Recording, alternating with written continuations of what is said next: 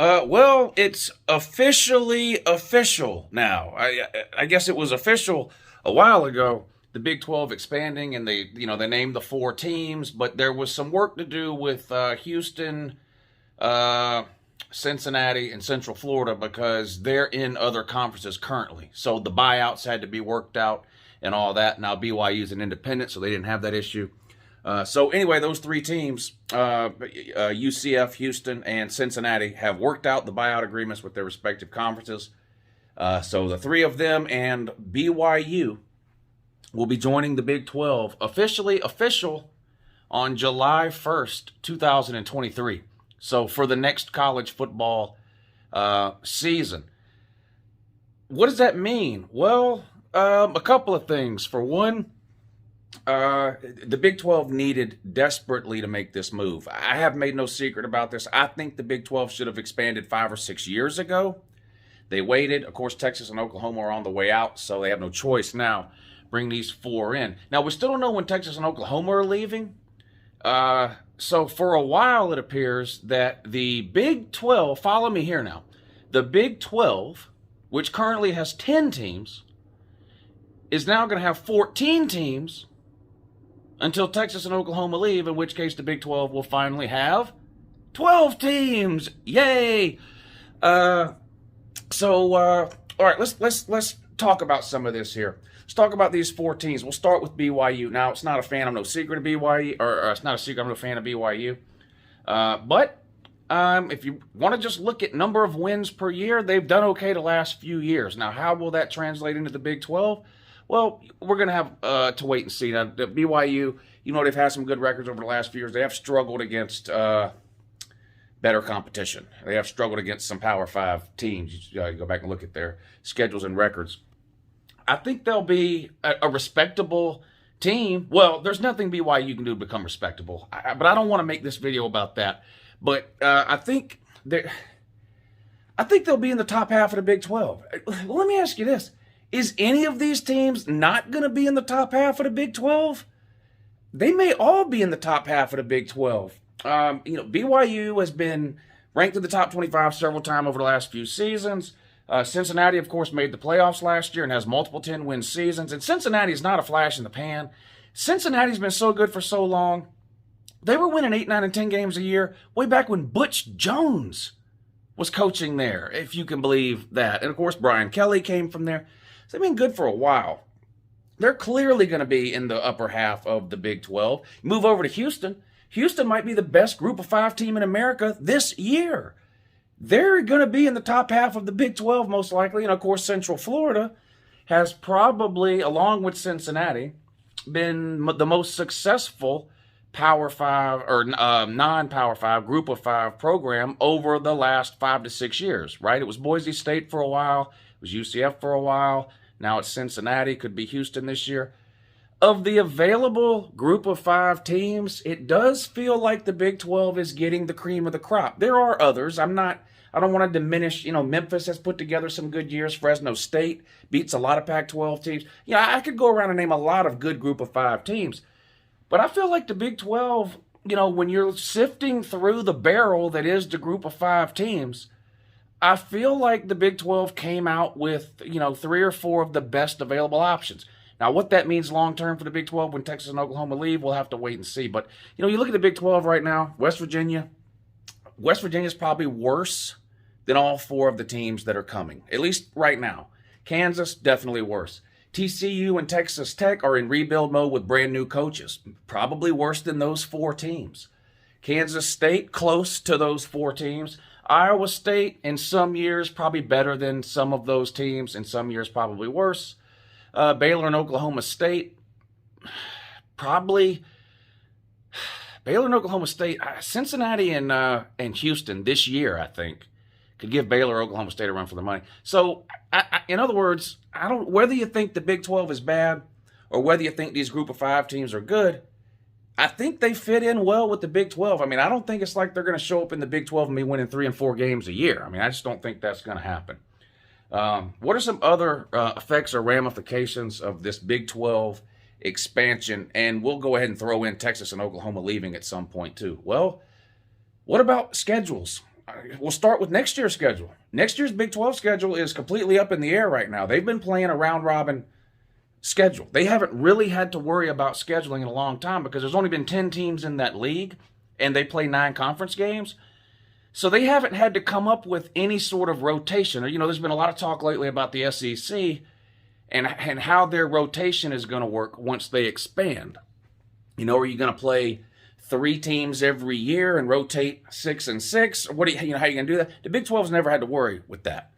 Well, they're going to have to start worrying with that now because clearly when you go to 14 teams, you can't play every team in the conference, which is what they've been doing. So they're going to have to figure out some sort of schedule rotation starting next year.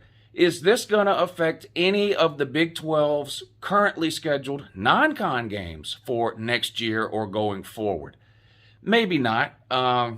Probably not. We've already seen it affect some of these group of 5 teams that are moving into the Big 12. We've seen some of these non-con schedules change already, most notably BYU dropping a couple of games so that they could squeeze in their 9 Big 12 games that they knew were coming next season. So it's possible, though, you could see some non-con stuff changing around within the Big 12 over the next couple of years. These college football teams schedule these games sometimes 10, 12, 15 years in advance. Georgia's got non-con games scheduled all the way through 2035 right now. So there are games on Oklahoma's schedule and Texas' schedule and West Virginia schedule and all that may or may not change now based on the fact that the Big 12 is expanding and they're going to have to do their conference scheduling a little bit differently. We'll see. I don't know. But we knew this move was coming for a while, so it's not a surprise or anything like that. It's the 4 teams that, everybody has known it was going to be since almost a year ago, I guess. And the really only question remaining now, how long are Texas and Oklahoma going to stay in the Big 12? They're under contract through the 2025 season. That would be 4 more seasons. The 22 season, the 23 season, the 24 season, and the 25 season. I doubt they stay that long. The Big 12 is currently interviewing for a new commissioner. So if you're interested in the job, you can apply at big12.dpd because their last commissioner was an absolute moron. And an idiot. And I mean that in the worst possible way. I'm hoping that once they get the new commissioner hired, that commissioner, along with the powers that be at Texas and Oklahoma, can sit down and work out some kind of buyout to just go ahead and get Texas and Oklahoma out. I don't think it will happen for next season, for 2023. But I wouldn't say I'm confident, but I'm hopeful that it could possibly happen by the 2024 season, that Texas and Oklahoma. And it's not really that I am dying to have Texas and Oklahoma in the SEC or that, I don't want them in the SEC. I think it's a good move for the SEC. Me personally, I don't really care. I don't think the SEC needed them. I think they need the SEC more than the SEC needs them. So it doesn't really matter to me whether they come in or not or when they come in. But I don't like the uncertainty of it all just kind of hanging out there. Well, we know they're coming, but when are they coming? Well, what about how many games? What about non-con games? Should we be scheduling non-con games for 2024? How many should we be scheduling? Should we be scheduling 8? Or should we be scheduling 4 or 3? Are we going to stay at 8 conference games or are we going to go to 9? I'm just an impatient human being, and I just want answers to some of these questions. So that's the real reason why I hope Texas and Oklahoma and whatever Jamoke the Big 12 hires as their new commissioner can sit down in a room and get the details of this buyout worked out so that Texas and Oklahoma can come on and move over to the SEC. Because 4 or 5 years is a long time to wait for Texas and Oklahoma, especially, I think. And it leaves them in a little bit of limbo too, it's kind of like a lame duck politician or something. You've been voted out of the Big 12. Not really. You're voluntarily leaving, but you're leaving the Big 12, but you got to spend another 2, 3, 4 years floating around there. It seems silly. I understand the contracts and the money involved is nothing to sneeze at. You're talking about a lot of money here, so I hope something can get worked out and Texas and Oklahoma can move on over to the SEC sooner rather than later. I'd be absolutely shocked if it happened in 2023. Like I said, I wouldn't say I was confident, but I'm hopeful it can happen by 2024. We'll see. We'll see. Big 12 expanding. Let me know. Here's the other thing, too. Heard a lot of people say, well, the Big 12 loses Texas and Oklahoma. They're not even going to be a Power 5 conference anymore. I want to know honest opinions in the comments section. Take Texas and Oklahoma out because they're leaving at some point, and then look at what you're left with in the Big 12, which is the teams that are currently there, plus Central Florida, Houston, Cincinnati, and BYU. Would you consider that a Power 5 conference? And keep in mind, this is going to come down to a vote anyway. What is classified as a Power 5 conference is voted on by the schools and the conferences. So I think the Big 12 will keep its Power 5 status. This kind of gets into a whole nother long conversation now that I don't really want to get into. This video is kind of long enough already about playoff expansion and, how many teams are going to get in, and are there any guaranteed bids? Do the quote-unquote Power 5 conference champions get an automatic bid, or are they going to go with the model that's just the highest 6 ranked conference champions?